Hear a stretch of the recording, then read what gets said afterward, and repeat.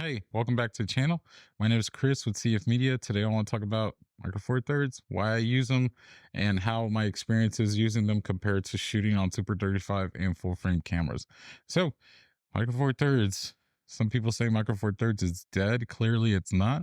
GH7, G9 Mark II. Who knows what else is coming down the line? Maybe like an S9 version for the MFT, which might be pretty cool. I don't know.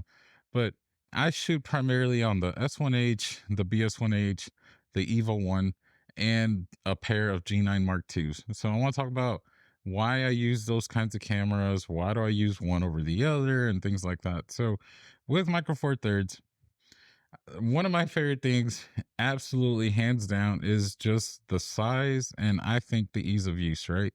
Yes, using an S1H is super easy. Like once you shoot one camera Panasonic, you pretty much can pick up any other camera and like they almost look, the menus are pretty similar, and it just makes it really easy to dial it in and get some good footage right out the gate. And then you shoot in open gate, you shoot in vlog, and you're just pretty much set up for like an easy workflow, and you're gonna get some really beautiful images as long as you expose, right? But anyways, I love Micro Four Thirds because of its small form factor. Here recently, I've gone flying on two trips. I got to go to Washington D.C. to work on an advocacy project, and I got to go to Wisconsin, the middle of nowhere, Wisconsin, some small town called Phillips, Wisconsin, out in the woods, like Mosquito City to the max. And on both situations, on both instances, I took Micro Four Thirds cameras. I wanted to take my full frame. I wanted to take my Eva, but like it just didn't make sense to travel with like maybe one camera and one lens and just be limited to that. And I didn't really know what I was going to shoot. I went to DC and I had to shoot an interview where I wasn't allowed to bring in lighting. I wasn't allowed to bring in a tripod. The only thing I was allowed to bring in was my G9 Mark II. And the lens that I chose to bring in with me that day was the Olympus 17 f1.2 Pro lens. And like I was hoping for the best. So it was kind of funny seeing this interview. Like I kind of set it up just like how I'm set up right here in front of a window. It wasn't too bright, good like glory. It wasn't like super blaring bright in the room. So I got pretty good exposure and I had to shoot it handheld. So like I put that sucker in like IBIS, the IBIS was doing its thing. The autofocus was doing its thing. My only job was to just try to keep it steady, and I thought it was going to be like a 30-second thing. It ended up being like 6 minutes, and I was just holding it for dear life just to make sure that I kept the framing. Luckily, I shot an open gate. Luckily, the IBIS was just killer, and luckily, the autofocus worked. So, like, I got my interview shot. I graded it. I'm like, oh my gosh, I can't believe like it's not bad for no lighting, no tripod, no nothing, right? So that's one of my favorite things. Like, if I would have had to hold up my S1H rig for those 6 minutes to get that shot, that would have sucked. If I would have had to do it with the BS1H, that would have sucked because it has no IBIS. If I would have had to do it with the EVA, that would have sucked because it's heavy and it has no IBIS and no autofocus, right? So, like, that's one of the things I just love about Micro Four Thirds cameras is they're just super flexible and they're kind of just like there when you need them, and like the image is good. Like you get 13 plus stops of dynamic range, which I think is absolutely great for these kinds of cameras, right?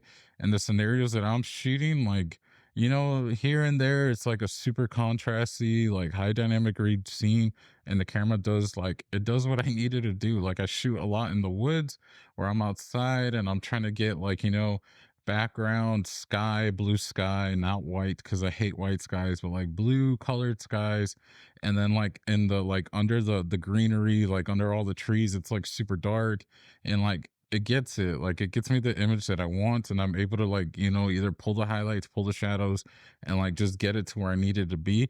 And like the image holds up because it's in 10-bit. The framing is easy because it's shot in open gate, and my colors are gonna look great because it's vlog. I go from vlog to log using Cinematch, and I'm good to go. So that's one of the like another reason that I just absolutely love Micro Four Thirds. And I think primarily for me, like the main thing that I feel like a lot of people are sleeping on, or the people that talk about like Micro Four Thirds is dead, or why do you shoot Micro Four Thirds? Like, I mean, it's to me, it's like kind of silly because like I'll bring in an S1H clip, I'll bring in an EVA clip, and then I'll bring in a G9 Mark II clip, and it's like I could get all three of them to look just as good. Convert them all to airy, and like unless you're like super nitpicky, like you're not gonna know what's what, you know. Or even if I kept them all in vlog, like there's gonna be subtle differences between the Evo, the S1H, and the G9 Mark II, but like all of them are gonna look really, really good, right? So I want to talk a little bit about when and why I pretty much used the G9 Mark II over the Eva, over the BS1H, over the S1H. And like I kind of touched on it already a little bit, but like just the size. Like, you know, I'm shooting this on the G9 Mark II with the 35 with the Olympus 35 f1.2 Pro.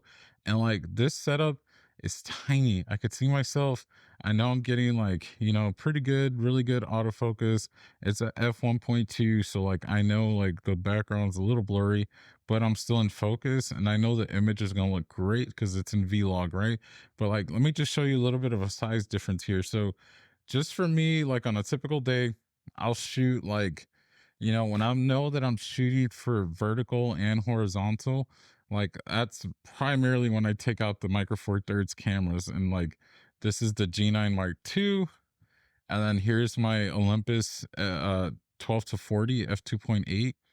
And like, look at this. It's crazy how tiny it is. Like, it's crazy how lightweight it is. It's shooting in open gate. The photos look amazing. The footage looks amazing. Yeah, sometimes the photos could be a little like noisy, but it's nothing crazy in post. Like, if I really want to fix it, I'll just do the like, you know, Lightroom's denoise, whatever it's called, the AI one, and it looks fantastic. I even got like a easy denoiser plugin, like if I don't want to have to like render all the images, you know. So I just love it. I love it. For me, I had my first intro into Micro Four Thirds was the GH6. So I had been shooting on the S1H, the BS1H, and then I just wanted something smaller, man. It's just something that I knew I could get vlog, open gate, great IBIS. I didn't really care about autofocus. So I got the GH6, and like I used it for a whole year, and like I loved the image. The image was nice and great.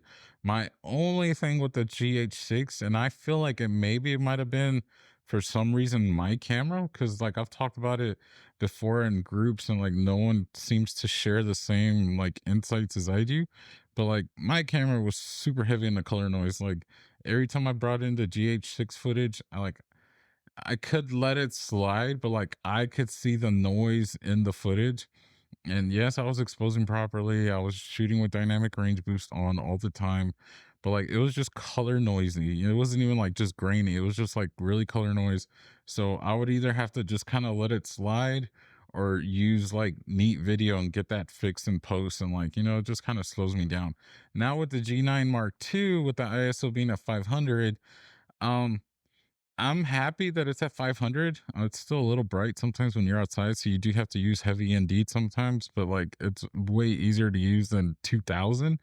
But for me, the major difference and why I ultimately decided to like just ditch my GH6 and get a second G9 Mark II was because like the images were a lot cleaner. It's not as color noisy. It's not like super noisy in the shadows. I feel like it's cleaner. The photos are definitely cleaner on the G9 Mark II than they were in the GH6, and the color noise just isn't there. Sometimes in post, like, or sometimes when I'm editing the photos, like the photos do have some grain to them, right?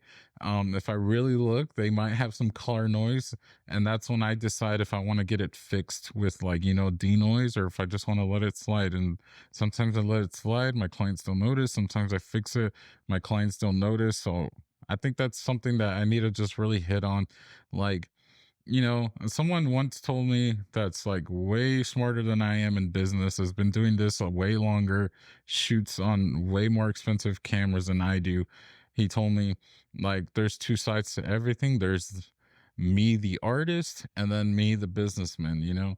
The artist in me wants to like max out everything, shoot in raw, and like just get the most perfect image. But then the businessman in me is like, that's more time consuming. That's more expensive. Is my client really going to notice? Yes or no? Is it going to be that much better for my client? Yes or no? Are those the demands of my client? Yes or no? So like, for me, I've kind of taken to the approach of where like I just need to find the right balance between me being artsy and me being smart. So for me, using Micro Four Thirds is me being smart, because when I'm going out in the woods, I'm filming out in the woods, or I'm going to an attraction where I know there's going to be like, people there enjoying. I know that they're going to be a lot less scared if I'm walking around shooting on this. I'm shooting in open gate. I'm getting for vertical and horizontal. I'm getting great photos out of it. I'm getting fantastic video out of it. And no one's looking at me versus trying to show up all out and like BS1H like this. Like if I showed up to film like the attractions and the tourism videos that I shoot like on the daily, like, and I showed up with this, like, oh my gosh, people would be freaking out. People would be running out of my way, and like, I'd never be able to get people having fun at these places. If it's like a dedicated project, then yeah, I'm showing all out. I'm showing up with the S1H rigged. I got a fly cam, whatever. I don't know what to like. It's not called an easy rig, although I call it an easy rig, but showing with the fly cam, shooting handheld, monitor, battery, V mounts, all the 9 yards, and it looks amazing. The clients absolutely love it when I show up like that. But the smart side of me is just like, I don't need to do all that. I don't need to do all those appearances. Like, if I just need to go in, get my shots, and leave, definitely take a Micro Four Thirds. And then something else I really want to talk about, like why I decided to travel with Micro Four Thirds versus my Eva or my S1H, was just the size. Like this camera is so tiny. This camera's so small. It feels great in the hand. The screen is great. The viewfinder is pretty good. Like the functionality is like once you get it dialed in, like it's really easy to just memorize this camera and get everything done. And like everything about it, the system is just tiny. Like, look, Olympus 12 to 40 f2.8. So in full frame, it's a 24 to 24 to 80. So it's a little bit more reach than a 24 to 70. And yes, this is a 2.8 and full frame. It's like a 5.6, whatever. Like, okay, that's fine. But who cares? It's like, who notices that? We notice that because we're the ones that like look at this and do this for a living or do this for fun. But like the client's not gonna know. I've never had a client tell me like, yo, this looks like you shot it on a cheaper, smaller sensor camera than this. Like, never. The client is happy when I show up with a full rigged out BS1H Evo 1 and a easy rig fly cam thing and like gimbals and tripods and lights. Like they love that. But then sometimes they also love when I'm just super minimal and like get the shot one, two, three, and let's move on to the next thing. So like that's why I love the functionality of Micro Four Thirds, because it's small, it's fast, and the image quality is there. Like if it wasn't there, I wouldn't be using it. Like if it just did not even come close to shooting like the S1H, I would not be using it at all, because like, I'm still an artist. Like I still want my stuff to look great, and like Micro Four Thirds just makes it easy. And like, when I switched over, or when I first picked up the GH6, like the first thing I bought was a speed booster, because I was like, I'm not gonna shoot native glass on Micro Four Thirds because then my sensor is gonna suck. It's gonna be too small. So I bought a speed booster and I've been using like EF glass, which is great. I mean, it's pretty much like at that point, you get the low light pretty much, and you get like, slightly almost full frame. It's bigger than Super 35, but it's like a little bit less than full frame, which was like, for me, it was perfect. And while I used it for a while, I thought it was great. But then I just decided, like, like these lenses, these Olympus lenses are not bad at all. Like, this is a 24 to 80 f2.8. It lets me get everything. And like, look at how big that is. It's crazy how small it is. Like, this is the actual lens right here. It's like tiny as heck. It's so little. And like I just have this because I have like, I've got my 82 millimeter VNDs, and like I refuse to get VNDs for every single lens. I just kind of share them. So like, I love these little lenses. I love the focus clutch. That's so satisfying.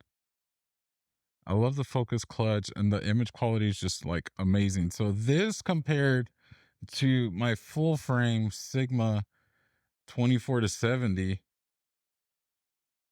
it's like not even a comparison. It's like not even fair. 70, 24 to 70 versus this. Like Yeah, like this looks amazing on full frame. Yes, it gives me the shots that I want on full frame. And when the project requires it, or when I feel like I need to bring the big setup, like, yeah, I'm happy shooting on this. But don't sleep on Micro Four Thirds. Don't sleep on these Olympus lenses. Like the image quality is there. I promise you, it's there. Here, I want to show you another lens comparison that's like even more bonkers. So this right here is the Olympus 45 f1.2 Pro. Beautiful lens, beautiful bokeh, beautiful like just rendering of everything. This lens is absolutely amazing. I love this lens. It looks so good. But look at this guy. And again, I own and shoot all EF glass, so like sure maybe the L mount are going to be a little bit smaller, but just it's not that deep. So this is a 90 pretty much millimeter full frame equivalent. And since it's a f1.2, it's kind of like a 2.4, equivalent supposedly. Here is an 85 f1.4. Oh man, this lens is beautiful. I love this lens. This lens is gorgeous. Love this lens, but look at this. What in the world? So a 90 f2.4 and a 85 f1.4. Yes, the 1.4 is a heck of a lot brighter. Yes, more bokeh. Yes, better low light. Yada yada yada. But like on the daily, I'd rather carry around this all day long than this, right? And then my last comparison that I want to show you is this guy right here. Olympus 25 f1.2. Look at how tiny that is. And the cool thing about these serial lenses is like they're pretty much all the same size. So like you're not gonna feel the weight difference if you shoot on gimbals, which I rarely do. It's gonna be easy to just swap out all the lenses because they're pretty much all the same size. But anyways, this is a 50 f1.2, and then this is my Sigma 50 f1.4. So like this one's a little bit closer, but this one's like way heavier, like for sure. So when I went traveling to DC, the client told me to like be as minimal as possible. I was not allowed to bring lights. I was not allowed to bring tripods. I did bring my Rode Wireless Pros to get audio, and I brought my lenses. I brought all my lenses because I wanted to be flexible. I brought the 12 to 40, the 40 to 150, and then I brought the 7 to 14 for the wide end stuff. So I got all those series zooms. So I brought those, and then I brought the primes. I brought the 17, the 25, and the 45. And like I got so many cool shots, great photos, great video clips. And like I was able to bring all that gear in one backpack. Like it was crazy. I packed it all in one little like rolling bag. And like, I got to take it on the plane, and I had all my gear that I could ever need. Even if I didn't want to use the lenses, I was happy to have them, just in case. And like it was great. And like I told you earlier, I shot the interview handheld. I didn't have no lighting. I didn't have no tripod. And like Micro Four Thirds just came through, and like I was not tired. I wasn't here like just crying, waiting for this interview to be over. Like I was just holding it. I was locked in. You know, I think I might have put it in just like Boost IS, and like that thing was just steady. And then I showed like the grade work to my client, and she was like impressed. She's like, "You got all that without any lighting?" And I was like, "Yeah." I shot it in Vlog and made sure that the image wasn't too overexposed because of the window, and like it just worked. So when I went to Wisconsin, I was able to bring a light. So I brought little lights. I brought the Amaran 60X, and also the 60D, I think that's what it's called, the little cube ones from Amaran. I brought those. I brought two tripods. They fit in my luggage, and then I was able to bring two camera bodies. So I brought the GH6 and the G9 Mark II, and then I brought all my primes, and then I brought my 12 to 40. So like for pretty much the whole day when I was filming B-roll out in the woods, 12 to 40, 12 to 40, because I'm like, why complicate it? Just 12 to 40. And then I had to do some interviews. And then that's when I pulled out the primes. And like, man, like the image was just there. It looked great. Like I loved it. It looked so good.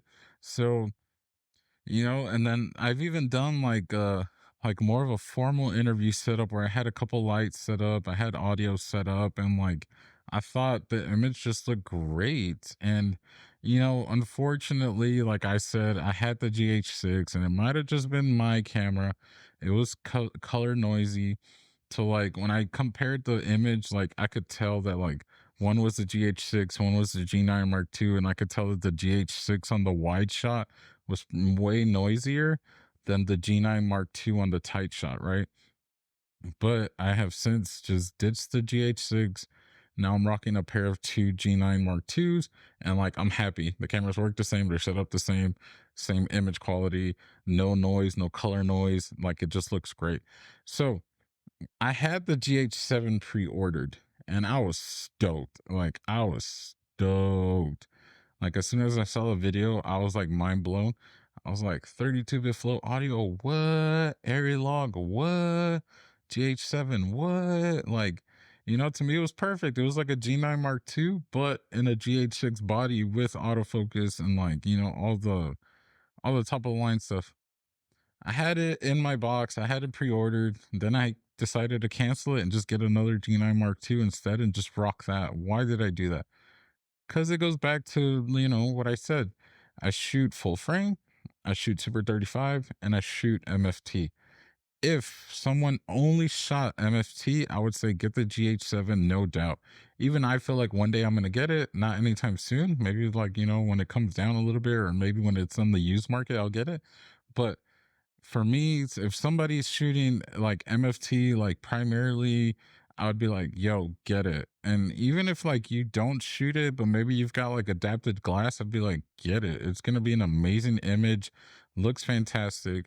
And if you get like, a speed booster, the Metabones XL, and you don't care about autofocus, like it's almost like a full frame camera and probably better than most full frame cameras because the camera has no crops. But for me, since I shoot full frame, Super 35, and MFT, it just made sense to save some money and just get the G9 Mark II. So, last thing I want to talk about is when I use what and why. So, I've got a couple retainer clients, and the things that sometimes we got to do is just kind of like put out, we just got to put out content.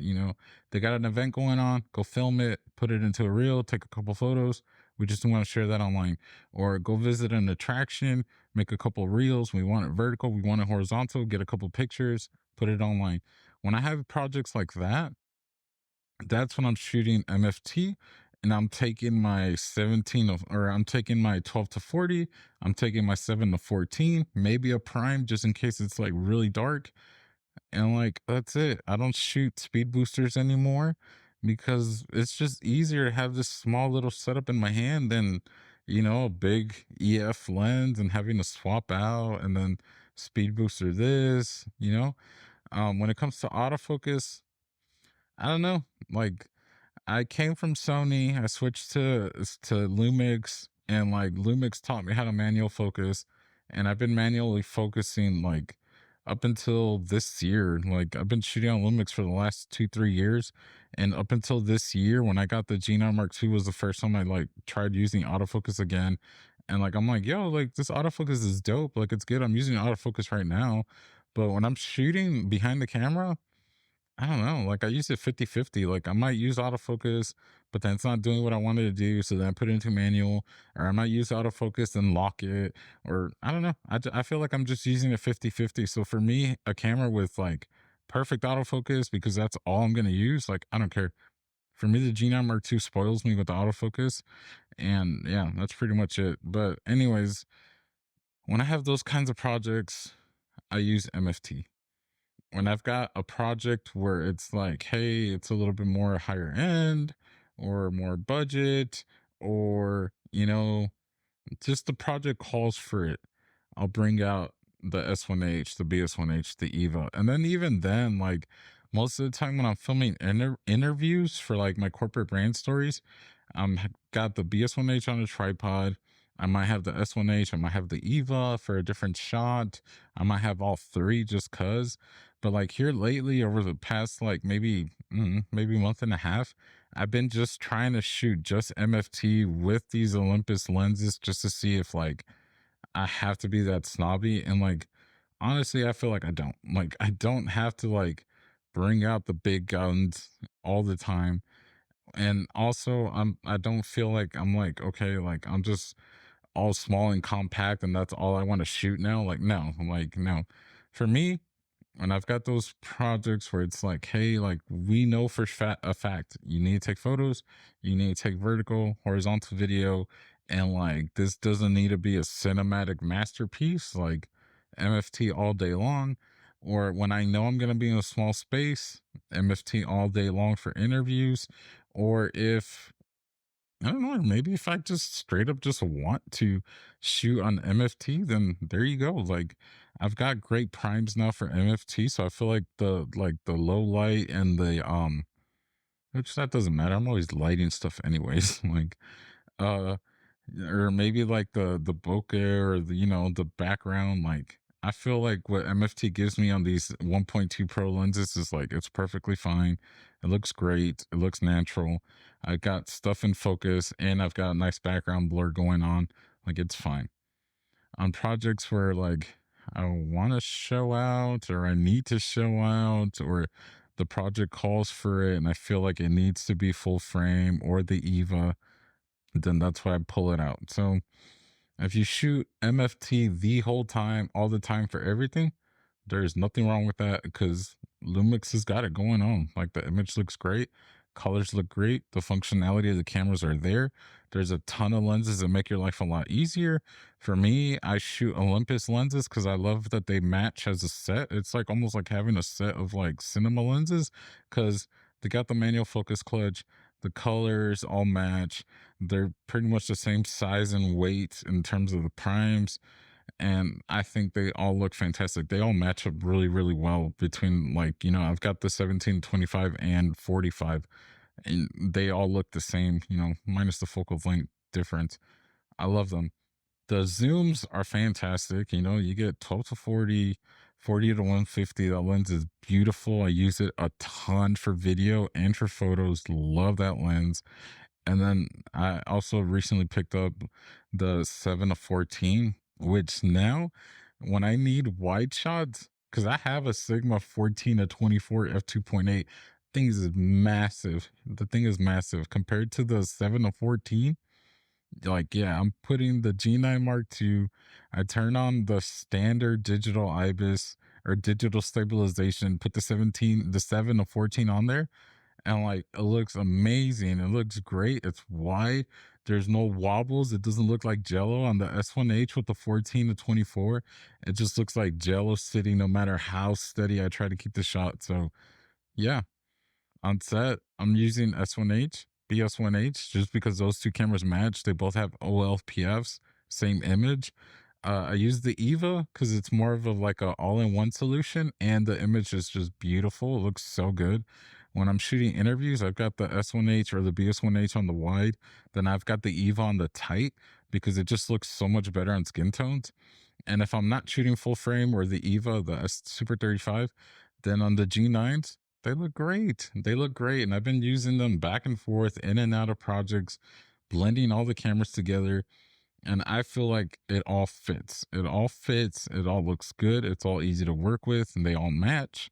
They're all super easy to match and they all look good. And more importantly, my clients are happy. They've not ever noticed like, hey, what was that camera? Because that camera does not look as good as normal. Like that's never been the case. Even with photos, like I was shooting with the Sony camera for photos, switched over to Panasonic, and like they think the photos look better, and I think they do look better on Panasonic than Sony. And now luckily we got good autofocus, but I'm gonna stick with MFT for autofocus. I'm not gonna worry about an S52, or I don't want to get into L mount lenses, or at least not yet. I'm happy with my EF lenses. I'm happy using manual focus on the full frames and the EVA.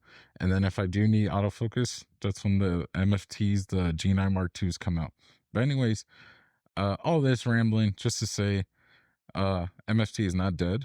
MFT is great. It's thriving. I use it way more than I use my BS1H, my S1H, and my EVA, and it just looks awesome. My clients are happy.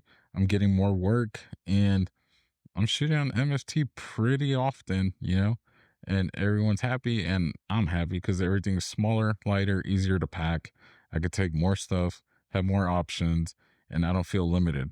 So, yeah, if you are looking at MFT, I would highly, highly recommend getting the GH7 if you're looking for like a all out, this is going to be my main camera.